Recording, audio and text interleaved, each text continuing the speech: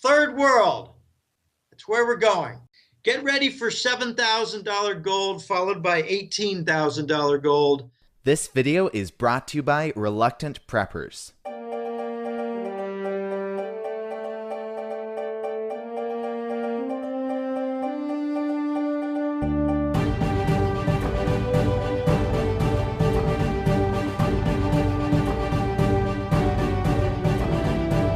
Click here to subscribe for free to reluctantpreppers.com. Hey everyone, this is Elijah Johnson with financeandliberty.com, and back with us today is Jim Willie, editor of The Hattrick Letter, found on goldenjackass.com. Thank you so much for joining us today, Jim. Oh, good to be back. A little follow-up.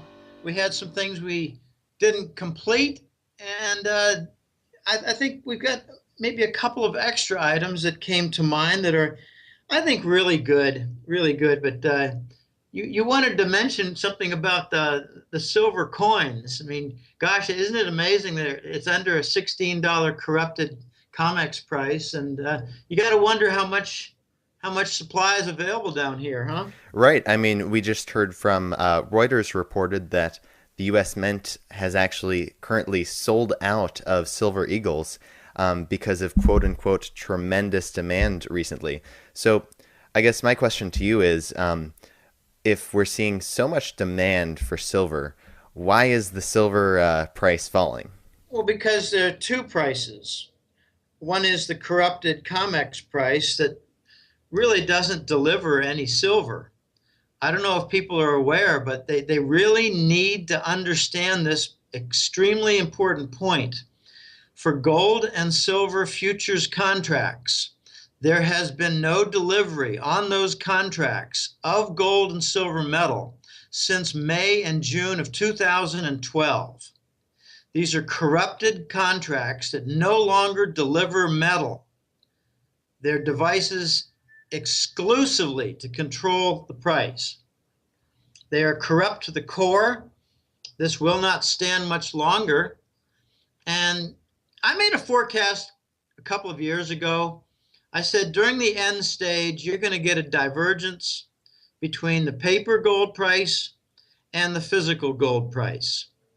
And that is now becoming more and more evident as we see the Shanghai operations take root and a lot of trading volume take place. I got a message from my main contact, The Voice. He's a gold broker among many other roles. And he tells me that it's quite frequent now, especially Asia and the Persian Gulf, which they prefer to call the Gulf region now, because the whole name of Persia is weird in there. The Gulf region and Asia are now paying routinely 30 to 35% price premium on large purchases. And when I tried to get some details on that, I said, wait a minute, you're not talking about retail level where someone wants to buy 18 coins. He said, no, I'm talking about people who want to purchase 20, 30, or $50 million worth of gold bullion. They're paying a 30 to 35% minimum premium over the spot price. So figure 1,400 to 1,500 minimum is what they're paying. And the challenge that he describes is that there's not much available. So they clean out one major vault, then they go to a different market and clean out that major vault. They're running out of vaults, he said. So the conclusion that people need to understand is that the COMEX is not a gold and silver market. The COMEX is a corrupt paper shenanigan, bullshit market that tries to control and will not succeed much longer in controlling the physical market. We've got an unusual situation right now where supply and demand is nowhere near in equilibrium. When they sell out of these U.S. Mint silver eagles, what they're really saying is the price is wrong. You don't sell out at a correct price.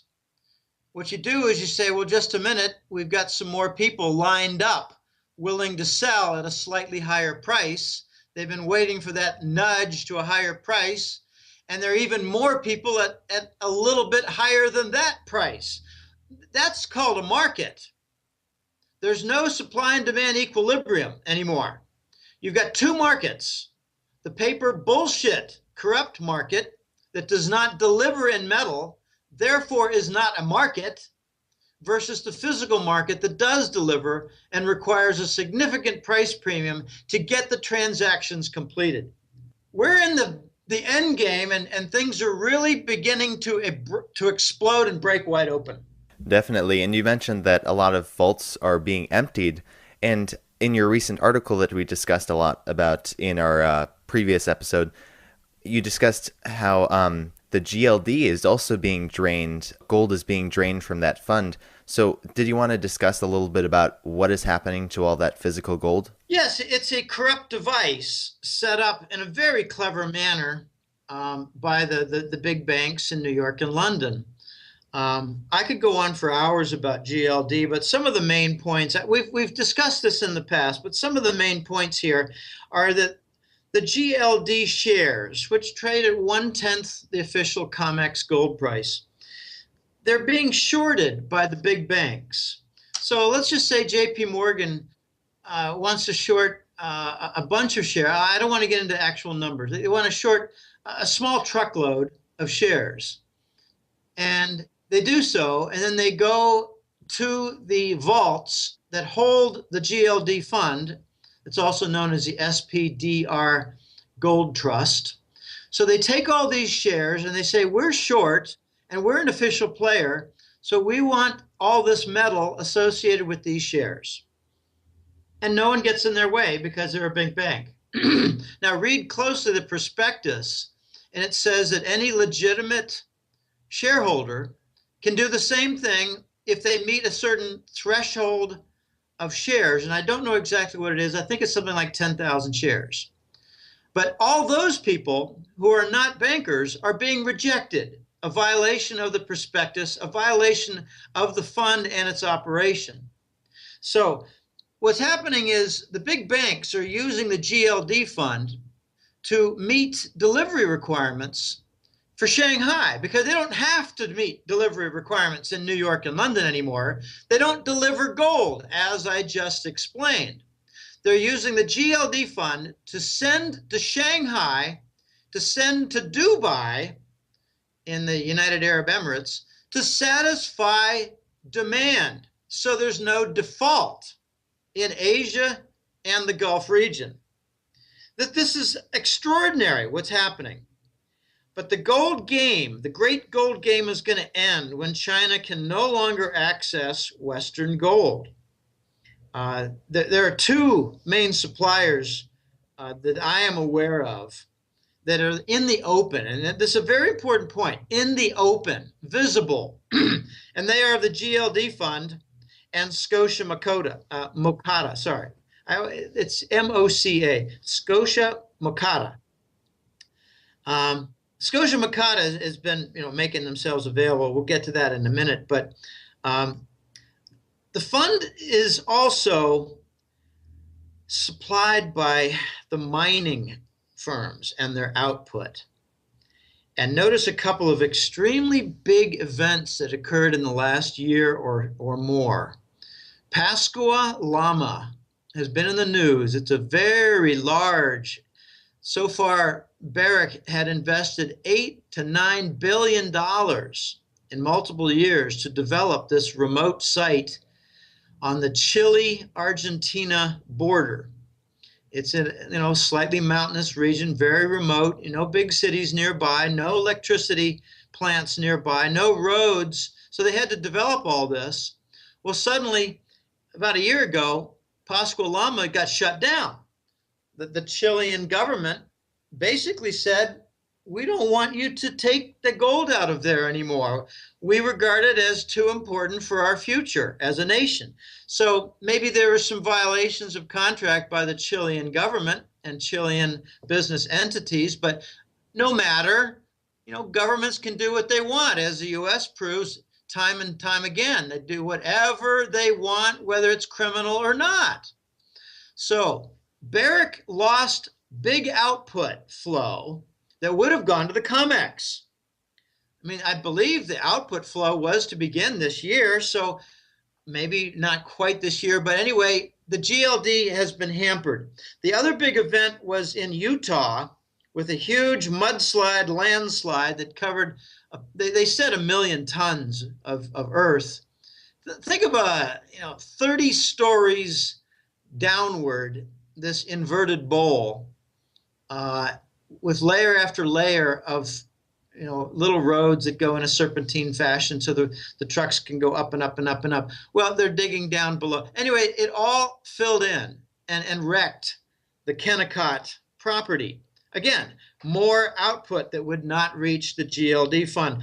I've been making a point for quite a while that GLD is actually a very clever device. It not only has its vaulted amounts of gold, but it has, in addition, what we call gold in motion. Now, if you've got mine output from Barrick or from Newmont or from Royal or from Goldcorp, these major companies, they have output. Well, they're on trucks. They're in delivery, in process of delivery. They're going to the refineries. They're in process. So in this entire process, think of them as being in motion. They're not in the mine anymore, and they're not in the market yet. They're in motion. So a lot of the gold that you see for GLD in their official numbers is really not in the vault. It's in motion. And we've got my group and I don't know what we call ourselves. We call it a brain trust. We call it the colleagues. We call it our group. But we got a couple guys in here who are really smart. One of them's an ex-London banker, and he did a lot of this kind of analysis. And he said, Jim, I think rock bottom zero for the GLD fund could be 700 tons. It could be 600 tons. There's no exact figure. But he said, I believe rock bottom zero is not much farther down from where we are exactly now. So some big things are happening. And the last thing to mention regarding the COMEX is First Majestic just announced that they are withholding their third quarter output, holding back a good part of it. They're holding back 900,000 ounces of silver. They said, we're going to put it in inventory. We're not going to supply it to the market. So these are all contributing factors, Elijah, for shortages and exposing the COMEX as being a gigantic, colossal, world-class corrupt arena. Now, you also mentioned in your article that Scotia Makata is being drained of their gold as well. You said, quote, the great gold game cannot be continued in perpetuity, since the paper gold requires an inflow source of actual precious metal gold in the form of gold bullion, end quote. So could you describe a little bit about the sources of this gold bullion being drained? Yeah, Scotia Makata is unique. It's the big Canadian bullion dealer, bullion bank and dealer. They used to be tip-top in integrity. They used to be, unassailable. They are world-class. They are, AAA. You could never insult them for their integrity. That all changed a year ago. They let it be known that they were going to supply Wall Street. I don't know what kind of deal they made. I joked that they made a deal with the devil and, maybe some kind of satanic rites. I don't know. I don't know. Maybe they've got special treatment where Toronto will not receive terrorist events by our Langley boys. Whoever gets in the way suddenly has terrorist events, and the Islamic terrorists show up. It's the invisible gang. It's a bunch of BS and nonsense. But bear in mind, Canada is not better than the United States when it comes to banking and finance. They're not clean. They sold out all their gold. Their Canadian dollar is backed by nothing. They have a long-standing, scummy, corrupt relationship with Wall Street banks. Barrick is their biggest gold mining firm, and it used to have President Bush, Papa Bush, on its executive board. They had two boards, an operating board and an executive board. Mulroney and Bush were on the executive board. That's where they set up all the gold suppression evergreen contracts. No, Canada's not clean. Canada dumped all their gold, and they even got victimized at the Royal Mint from fake gold sent from the Clinton and Rubin administration with the help of Papa Bush. These guys are master trillion-dollar criminals. It's true, the gold suppression requires a basis, and Scotia Makata has been providing that basis. If you look at the weekly reports of movement by the COMEX, I did this, with real close magnifying glass a year ago. You would see it went from Scotia to Bank of America, went from Scotia to Citibank, went from Scotia to JP Morgan.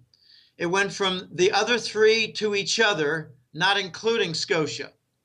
So Scotia was clearly the source, and after it left the source, it moved around among those three banks, Bank of America, Citi, and JP Morgan. Goldman Sachs was also in there, four banks. So they're going to drain Scotia Makata. It's happening, and I don't know how much more they have left. It could be that Scotia Makata is the conduit from other sources. But back to the point, there are over 100 ounces of paper gold that are made as claim per 1 ounce of actual physical gold metal. And that ratio is getting worse. It was not 100 to 1 2 years ago. I believe it's considerably over 100 to 1 right now and getting higher. So, this is it's going to break. It's going to break, and I don't know how, I don't know where, and I don't know when, but it's not going to be a few years from now. It's going to be probably several months or a few months from now. Now, moving forward here, in the past you've often mentioned Shanghai as final competition. So how do you see this unfolding? China will continue to hold Uncle Sam upright. I don't know if people remember a very funny movie, John Silverman, and oh gosh, I can't remember the other. Andrew McCarthy. It was a movie called Weekend at Bernie's. And it's not a good title because what it was about is this Bernie was the boss and he was in charge of a lot of different things, but he died. So they pretended that Bernie was alive and they propped him up in order to continue to make corrupted decisions. They were fraudulent decisions, and they just led people to believe, well, Bernie's still fine. He's busy right now. Okay, what we've got now with the U.S. dollar is a bankruptcy situation for the entire U.S. dollar network and system. I believe, I would say better than 50-50 chance right now. We have the U.S. government in a debt default situation that's gone on now for several months. What I'm saying is the U.S. government has already defaulted, more than likely, more than 50-50 chance, on its government debt, on its treasury debt, already defaulted. And part of the default involved JP Morgan losing its headquarters to a Chinese property conglomerate. There are also very strong indications that the U.S. Fed, otherwise known as the Federal Reserve, has a majority stakeholder now in China.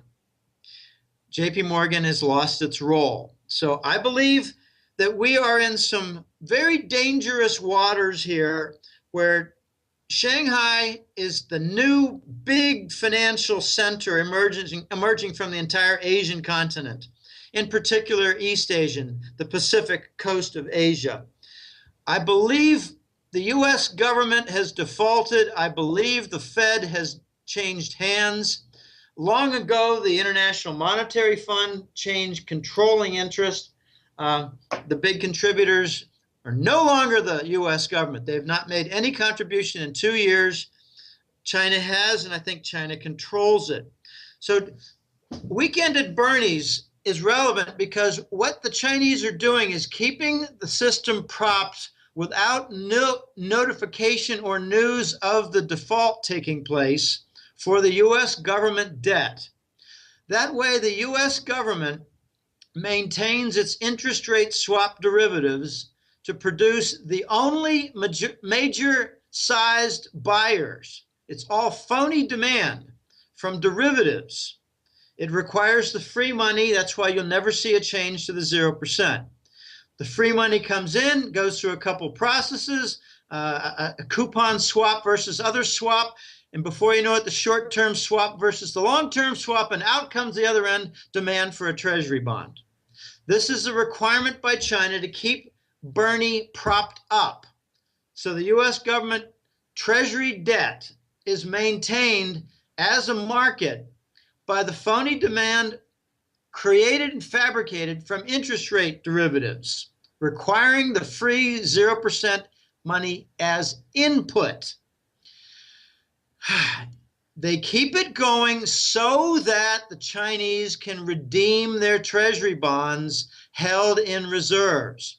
The Chinese, if they have taken control, do not want to see a 30% and 60%, write down in their treasury holdings. They want 100% redemption when they're buying up buildings and property, commercial property in Los Angeles, in Dallas, in San Francisco, in Seattle, in Detroit, in Chicago, in Cleveland, in Boston, in Miami, in Philadelphia, in Baltimore, in Washington, in St. Louis, in Denver. You get my drift.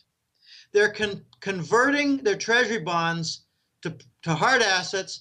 In Africa, they're converting them into mining properties, into oil deposits. They're converting it into large petrochemical plants in Saudi Arabia. They're converting their treasuries into large projects in Iran. So the Chinese will keep this game going as long as they can continue to convert their treasury bonds. And the other side is they're going to continue the game as long as they can continue to obtain gold. So that's why these shortages of GLD, shortages of the COMEX vaults, shortages with the U.S. Mint, all these different shortages for gold and silver are very important, because when China can no longer have its agents in London and New York pull all that supply and send it to Shanghai to satisfy the demand, when that channel or series of channels is halted, then China's going to say, all right, we're done. We're done. We're going to change the gold price. We're going to double the gold price in order to attract more supply. We're tired of your game. We appreciate your cooperation in providing us all this gold for under $1,500 per ounce of the last 3 years. We really appreciate your cooperation in providing all this gold for well under its value. We really appreciate the drainage of Western gold. We really appreciate all of your accumulated wealth from several centuries coming to Asia at 10, 20, 30, 40, 50% discounts. We really appreciate giving us the mantle of control for the next chapter, the next 2 decades. Thank you very much. We will now start the bidding for gold at $2,500 or $3,000. What are you going to do about it, London and New York? What are you going to do about it? And the challenge is going to be when they reset. You know, you hear this word reset. You know, it's funny. The reset is used as a word without explaining what it is. It's a change of the gold price relative to all the currencies. It's a doubling of the gold price. It's not a change of the Iraq dinar versus dollar. That's only one small part. It's not the Vietnam dong versus the dollar. That's only one very small part. The nucleus of it, the main centerpiece, is changing the gold price to double whatever it was for the stinking, lousy, toxic, worthless paper currencies known as major Forex currencies.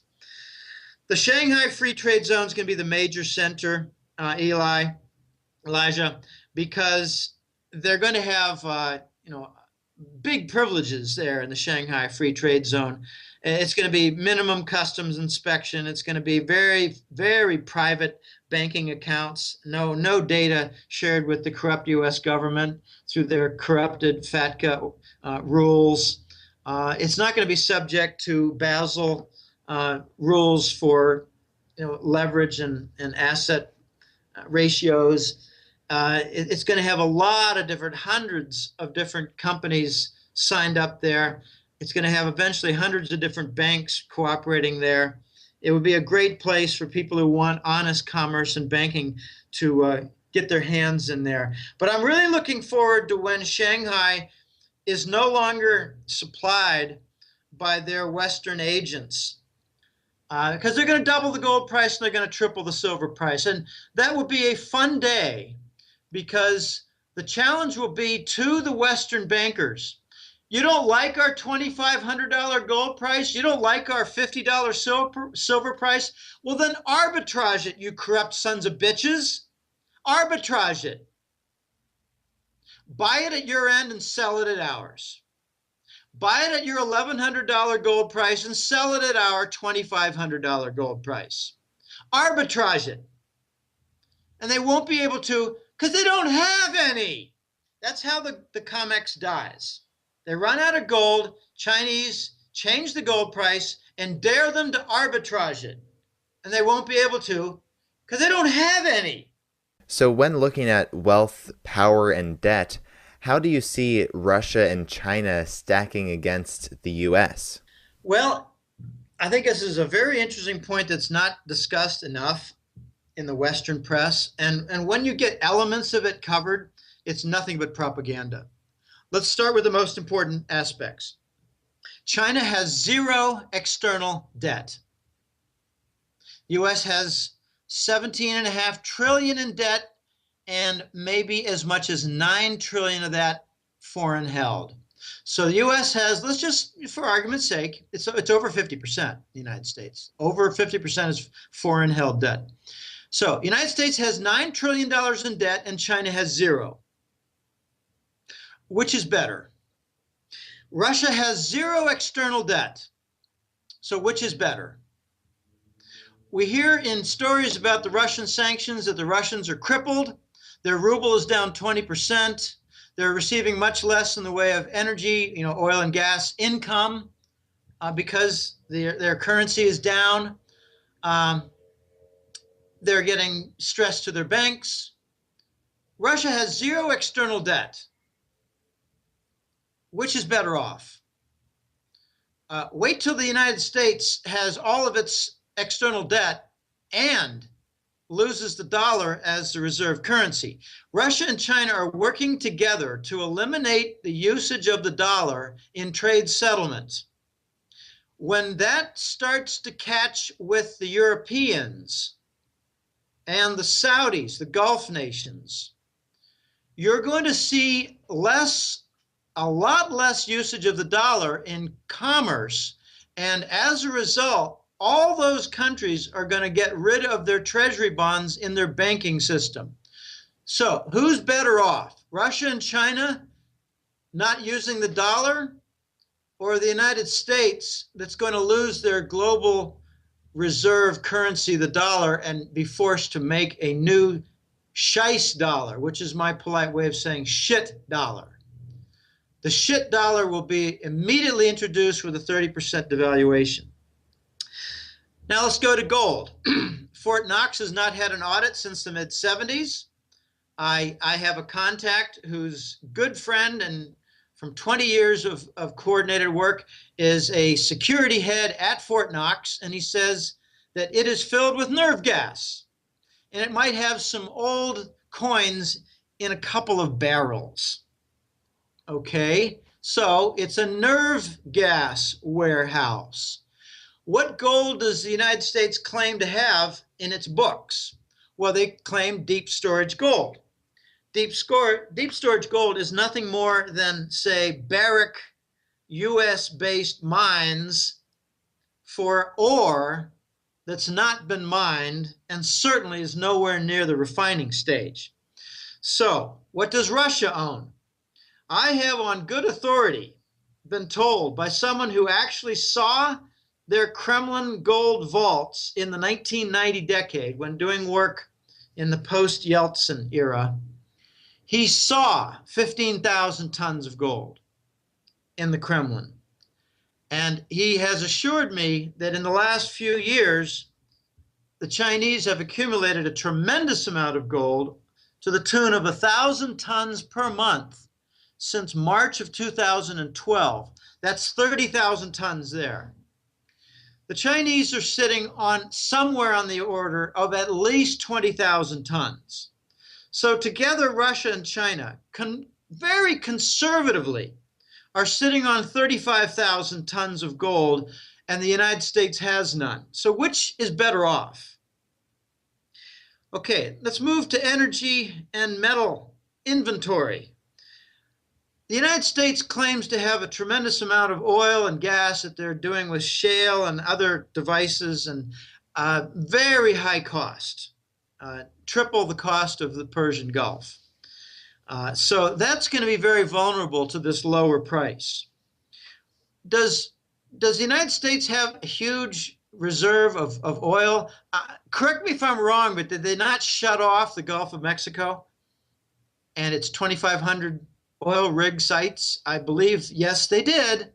And that was a project by Halliburton, who exploded the Deepwater Horizon British Petroleum site, murdered 12 people, polluted the entire Gulf of Mexico, and finished it off by pouring Corexit on it as a dispersant.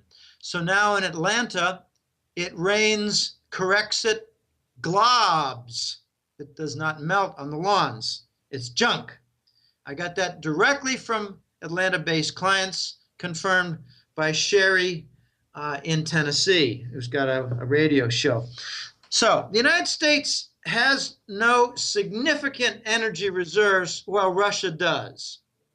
Russia is number 1, 2, or 3 in all the following metals for global supply: gold, silver, cobalt, aluminum, tin, zinc, nickel, strontium, vanadium. What's the third? Strontium, vanadium. There's a third structural metal. I can't think of it right now. And the rare earth metals. They're 1, 2, or 3.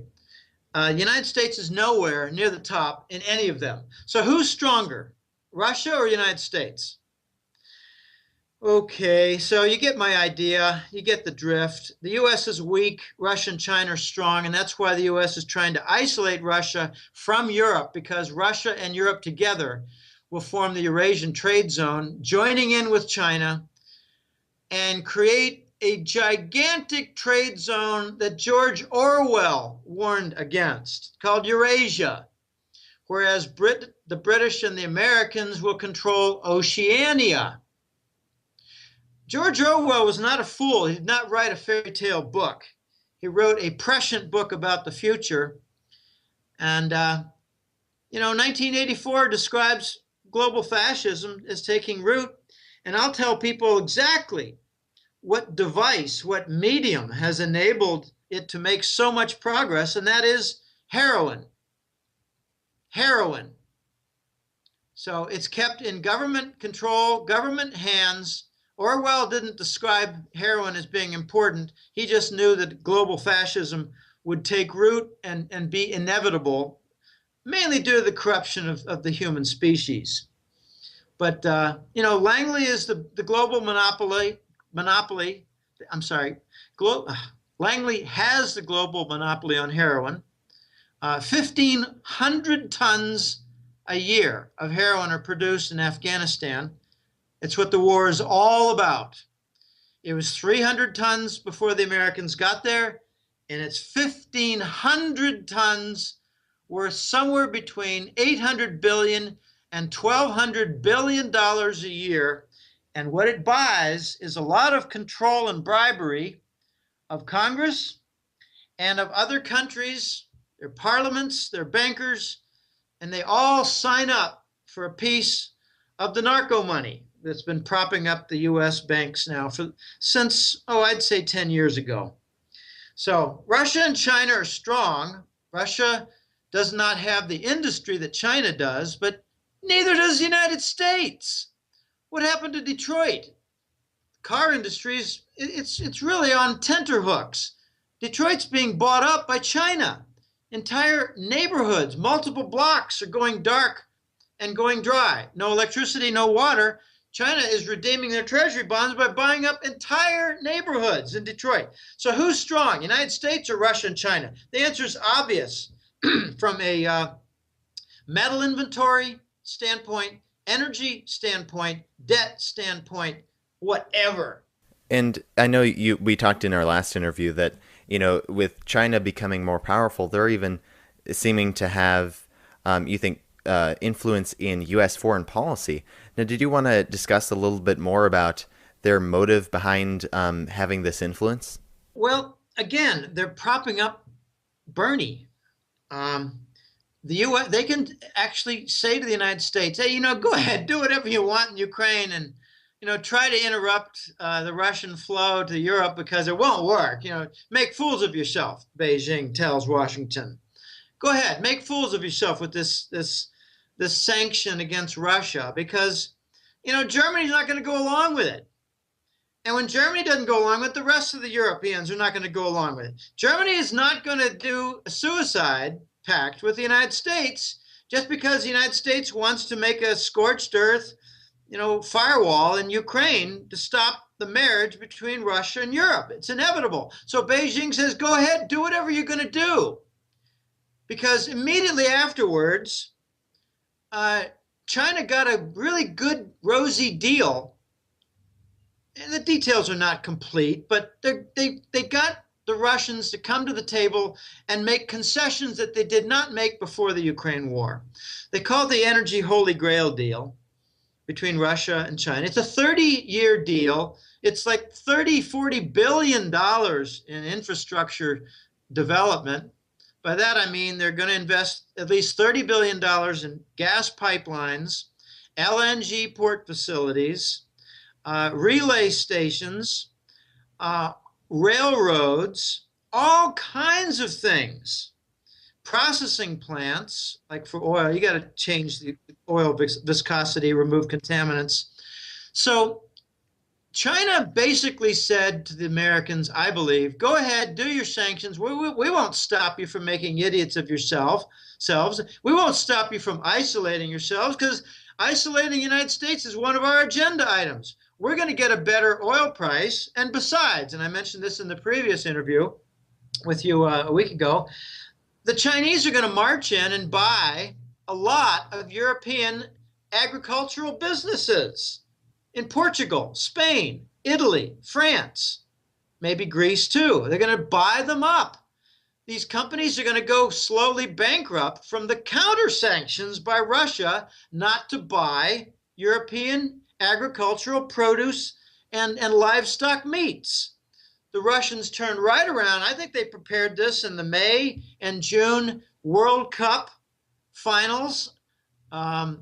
During the finals, Putin came and visited Brazil, saw the World Cup final, met with Rousseff, I think her name is, the president of Brazil, and I think cut deals with a lot of different nations. And now we have a recent deal with Peru, making a huge deal with Russia. The United States is trying to tell them, no, no, no. And the European Union, no, no, no, don't make deals with the Russians. And again, this is going to be the new big phenomenon in Europe and South America.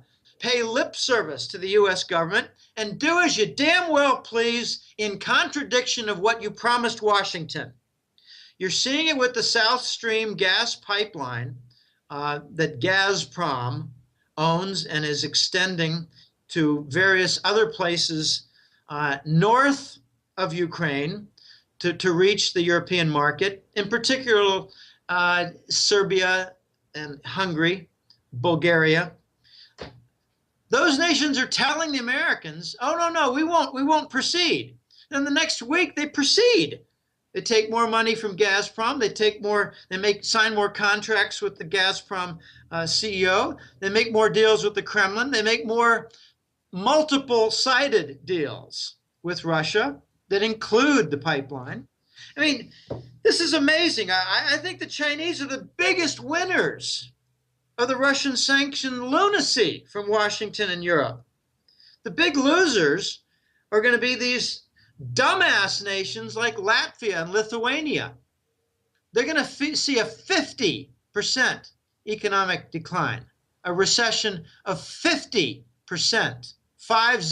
50, for their allegiance to Washington. Is it really worth it? One by one, these nations are going to break off, and it's going to start, maybe not so much with one by one. Maybe it's going to start with Germany saying, we just cannot follow these sanctions any further. I was told 4 months in advance of Merkel's announced resignation by The Voice, who has connections in Central Europe. I was told 4 months in advance, Merkel is going to resign even though she was just reelected as Chancellor of Germany. That was huge. I thought, wow, that would mean Germany's going to flip into the Russian-German camp and go full throttle into the new BRICS gold currency. That's what I think is going to happen, Elijah.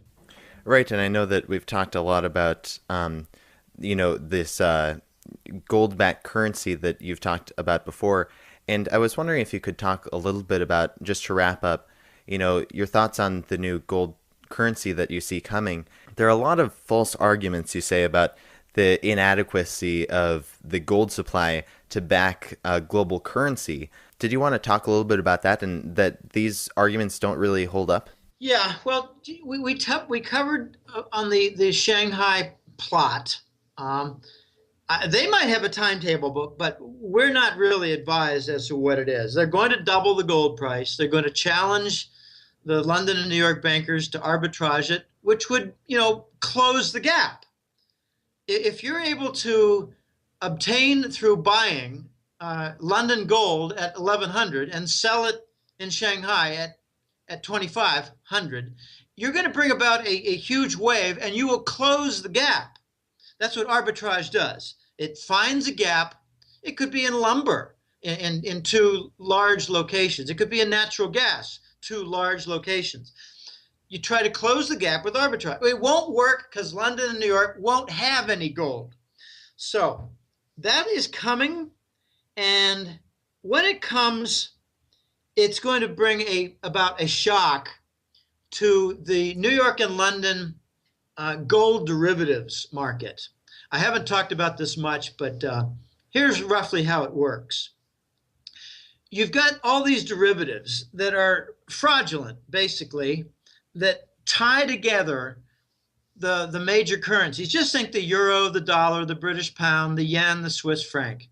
Okay, I might leave one out, Japanese yen. I think I said that. Okay, you've got the major 5 currencies that are the IMF basket, by the way.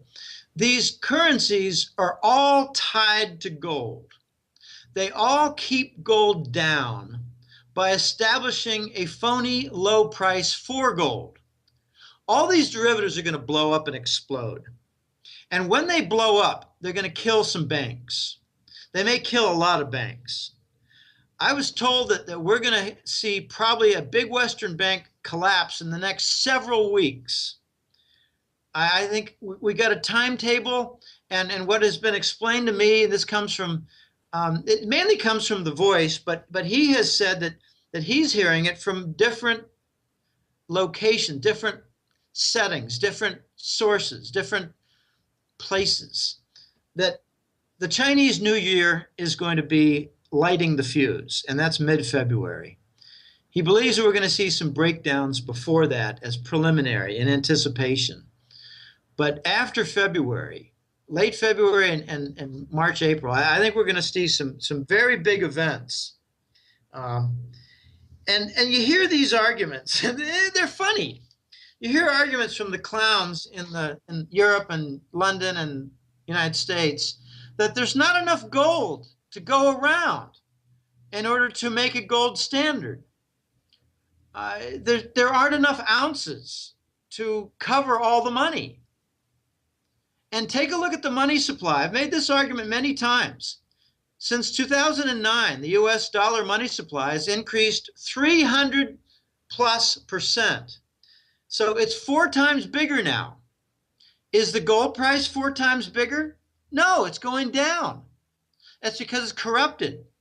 So you're going to see the gold price go up from 4 times what it was back then. 4 times the 17, 18, 1900, 1600, 15, let's just say 1500 times 4, 6,000. So when the money supply for the dollar goes up fourfold, so does the gold price in the target zone. We're talking $6,000 to $7,000 gold price, and there'll be plenty of gold to go around because the currencies, the paper currencies, will go down in value. That's how you address the supposed shortage of gold. Well, gee, there's another side to this too. It's not just that gold will be worth like 7,000. That's my watermark, 7,000 when you get the first stage of resolution.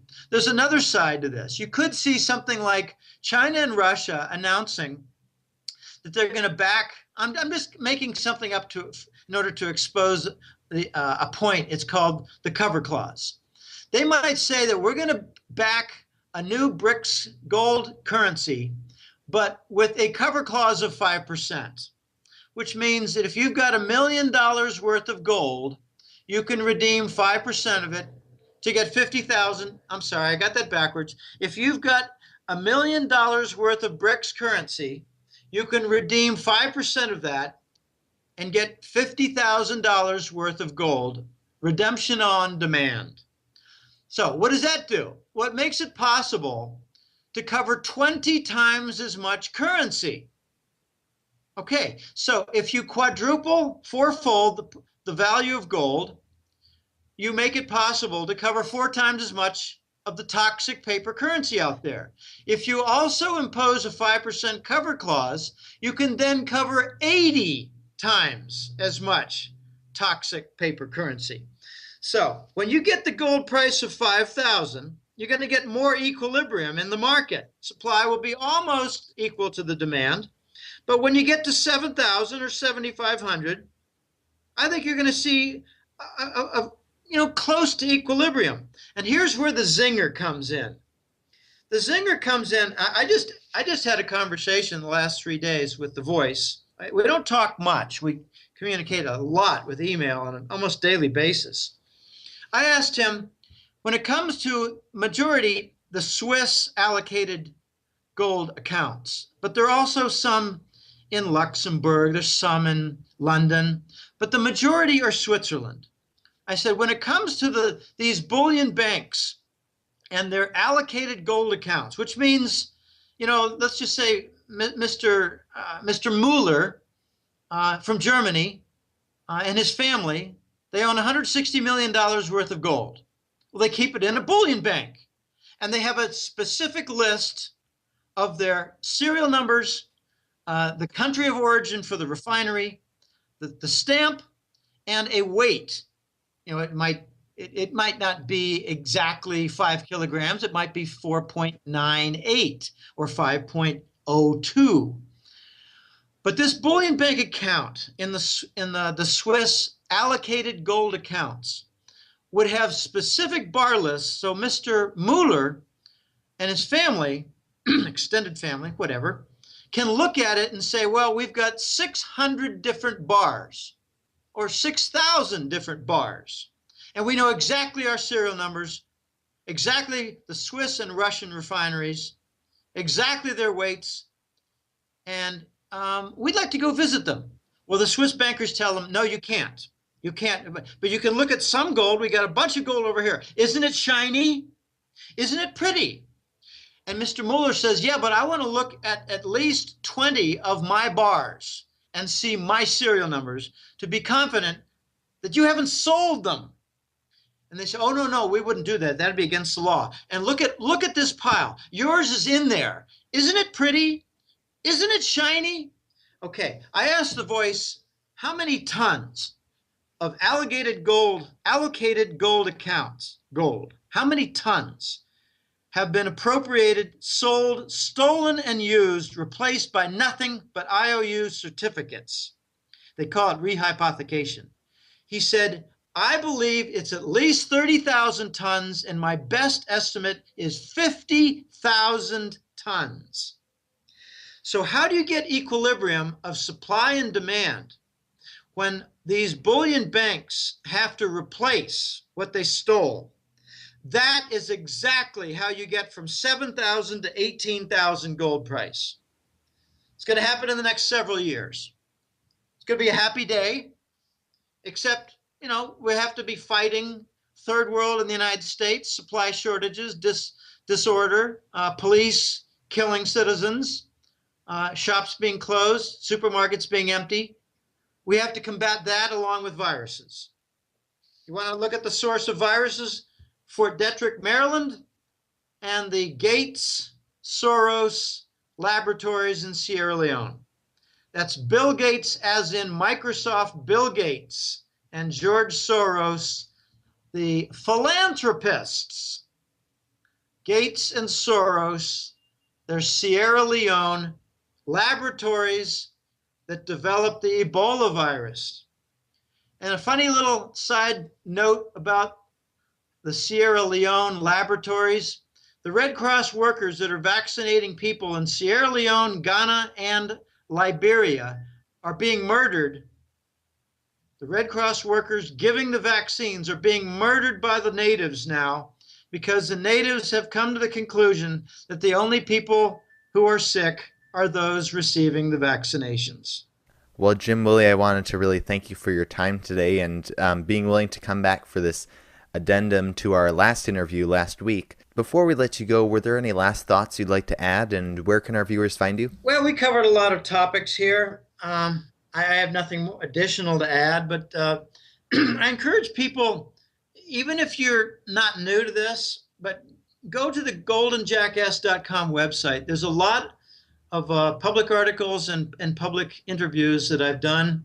I make them all available, and fortunately the hosts make them all available for my followers and my readers, my clients. But if you're new to this, dabble around. Don't be overwhelmed.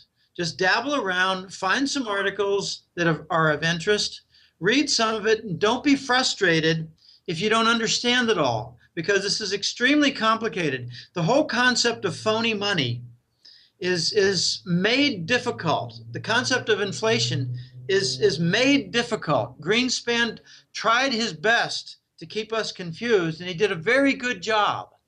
He didn't make me confused. I was laughing at him. So after you've learned some, after you follow some at the Golden Jackass website, sign up for the newsletter. There are 2 reports that are issued every month. One's called the Global Money War Report, because this global financial crisis that began with the Lehman collapse, that was a kill job, by the way. It was a prevention of the Goldman Sachs failure. Goldman Sachs was at the risk of failing, so they killed Lehman in order to rescue Goldman Sachs. The global financial crisis, that they call it now, it will not end. It's a global financial war to protect and defend the dollar.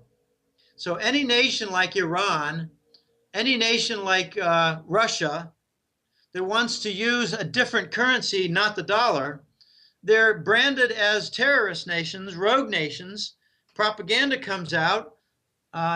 Since when is Iran a nuclear threat? I mean, it's nonsense. They don't have a delivery missile system, and I don't think they have adequate refining to make weapon-grade plutonium. It's nonsense. Now, the problem is that on a regular and frequent basis for the last several years, Iran has been selling gas and selling oil out of the dollar. They don't want the dollar. They don't want it. And right now, the dollar is being made toxic and contaminated by the quantitative easing. It's unsterilized monetary inflation. All right, so that's the Global Money War Report. And the second report is the Golden Currency Report. The Golden Currency Report is about central banks and policy and demand for coins, and India's policy regarding its imports of gold, and a lot of other things. I try to cover more issues regarding China in the Golden Currency Report. Um, there's a lot of energy issues, petrodollar, all the Saudi concerns. I've tried to put in the golden currency report because it's such a big topic now, the global money war. Uh, the topics are all over the place. I mean, this whole Russian war, the sanctions with Ukraine, it's all about Russia not wanting to use the dollar anymore.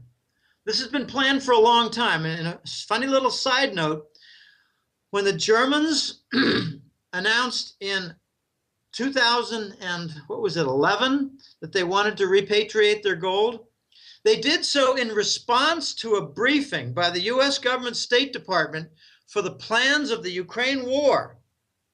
And the Germans said, "You people are crazy in Washington.